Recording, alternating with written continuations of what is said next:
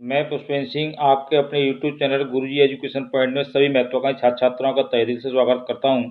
बच्चों, आज की class 0 to hero class 8th में आपको वर्ब मीन्स क्रिया के बारे में पढ़ाया जाएगा। तो बच्चों, सबसे पहले तो कहूँगा क्लास को पूरी पढ़ें, पूरी देखें। पूरी देखने से पूर्ण रूप से समझ में आएगी।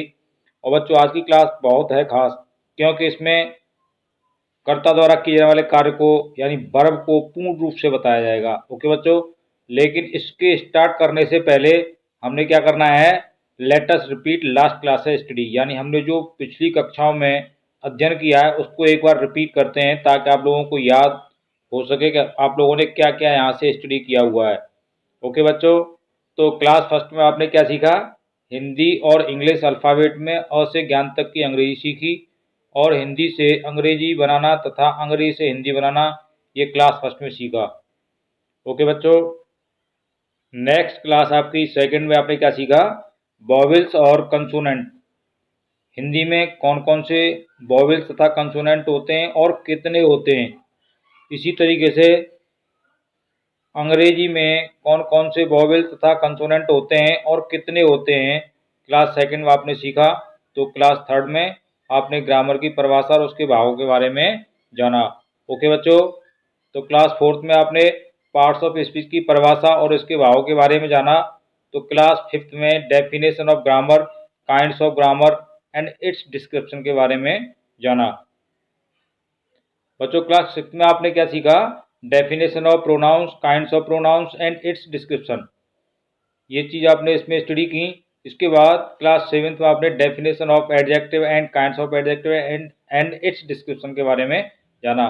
तो ये आपकी क्लास एट्थ है और इस क्लास के अंतर्गत आप लोग जो है वर्ब के बारे में जानेंगे। लेकिन इससे पहले मैं कहूँगा कि जिन छात्र छात्राओं ने ये क्लास नहीं स्टडी की हैं उनके लिए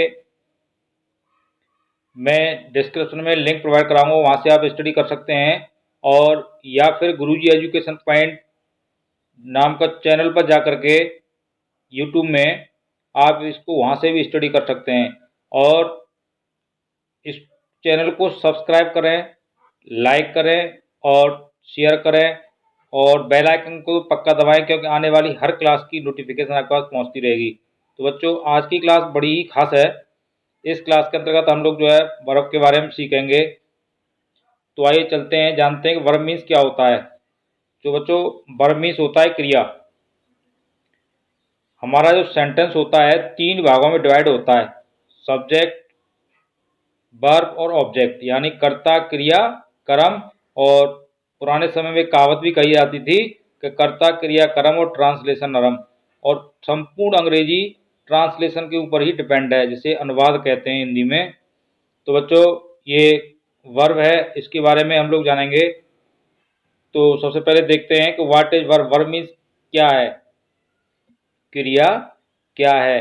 तो इसका आंसर है बच्चों इसमें, the work done by the subject is called verb. बड़ी छोटी सी इसकी एक डेफिनेशन है, इसे आप लोग याद कर लेते हैं तो अगर आप कहीं बोलते हैं तो बड़ी अट्रैक्टिव भी लगेगी। तो इसको हिंदी में समझते हैं, कर्ता द्वारा किए जाने वाले कार्य को क्रिया कहते हैं, यानी कर्ता जो कार्य करता है उसको हम क्रिया कहते हैं। आइए बच्चों जानते हैं काइंड्स ऑफ वर्ब, क्रिया के प्रकार। बच्चों, क्रिया के प्रकार के बारे में अगर जानते हैं तो क्रिया हमारी दो भागों में विभाजित होती है। इसको इंग्लिश में कह सकते हैं verb is divided into two parts. तो फर्स्ट पार्ट है आपका हेल्पिंग वर्ब, जिसको हिंदी में सहायक क्रिया कहते हैं। और सेकंड पार्ट होता है आपका मेन वर्ब, जिसको हिंदी में मुख्य क्रिया कहते हैं। तो बच्चों, शुरुआत करते हैं, व्हाट इज हेल्पिंग वर्ब, सहायक क्रिया क्या होती है, इसको हिंदी में सहायक क्रिया कहेंगे। और ये क्या होती है तो उसके बारे में पढ़ते हैं। A verb that help A main verb is called an helping verb. इसको हिंदी में समझते हैं, वह क्रिया जो मुख्य क्रिया की सहायता करती है उसे सहायक क्रिया कहते हैं। एग्जाम्पल में देखते हैं कौन कौन सी हेल्पिंग वर्ब होती हैं। इज होता है, आर होता है, am, was, were, has, have, had, do, does, did, shall, will, ये हमारी क्या होती हैं, हेल्पिंग वर्ब होती हैं। लेकिन आगे पढ़ेंगे मीनिंग ऑफ हेल्पिंग वर्ब्स, यानी सहायक क्रियाओं का अर्थ, इनका अर्थ क्या होता है। इनका अर्थ जानना बहुत ज़रूरी है और आप लोग इसको पूर्ण रूप से याद करेंगे। याद करने के बाद कहीं भी अगर कोई सेंटेंस आएगा तो उसको सॉल्व करने में, उसको इंग्लिश में कन्वर्ट करने में आपको कोई भी दिक्कत नहीं होगी। तो बच्चों देखते हैं, आई एस इज मीन्स क्या होता है, और ए आर ई, आर माने हैं कॉमा हो। देखिए इज हमारा जो हेल्पिंग वर्ब है इसको सिंगुलर नंबर के लिए यूज करते हैं और आर हमारा प्लूरल नंबर के लिए होता है। तो आगे है am, A M, am means होता है हूँ। इसको हम जो है केवल आई के साथ ही यूज करते हैं। आगे बच्चों आपका बाज, बाज मीन्स होता था कॉमा थी। ये था होता है पुल्लिंग के लिए और थी होती है स्त्रीलिंग के लिए। वर मीन्स होता है बच्चों थे।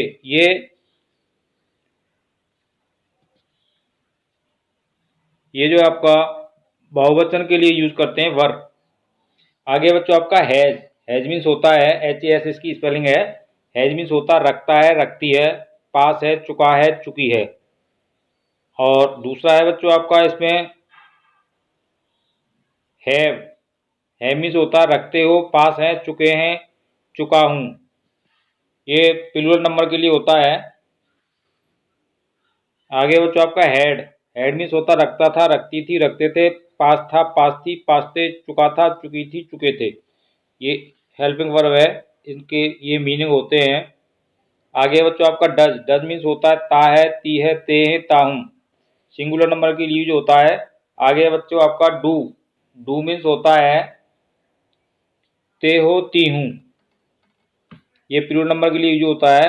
आगे बच्चों आपका डिड, डिड मीन्स होता है आ, ई, या, यई, ये, खा, की, खे, डा, डी, डे, ला, ली, ले, पापी, पे। तो ये जो आपका पास्ट इंडेफिनिट में हेल्पिंग वर्ब यूज होता है, आगे बताऊंगा इसके बारे में, लेकिन इसका अर्थ यही होता है। आगे बच्चों आपका विल मीन्स होता है गा कोमा गी कोमा गे। ये इसके बाद है बच्चों सेल, सेल मीन्स होता है गा कोमा गी कोमा गे। सेल जो है हमारा प्रोनाउन आई और वी के साथ यूज होता है। इसको भी आगे पूरी डिटेल में बताएंगे नेक्स्ट क्लासों में जब इसका नंबर आएगा। तो आगे बच्चों यहाँ तक हमने इनके मीनिंग पढ़े हेल्पिंग वर्ब के। अब देखते हैं सेकंड पॉइंट आता है, व्हाट इज मेन वर्ब, मुख्य क्रिया क्या है। तो बच्चों इसके बारे में स्टडी करते हैं यहाँ पर। A verb that completes it's meaning by its self is called an verb, यानी वह क्रिया जो अपना अर्थ स्वयं पूरा करती है उसे मुख्य क्रिया कहते हैं। इसको एक नहीं बार बार पढ़ें, समझ में जब तक नहीं आता तब तक पढ़ें।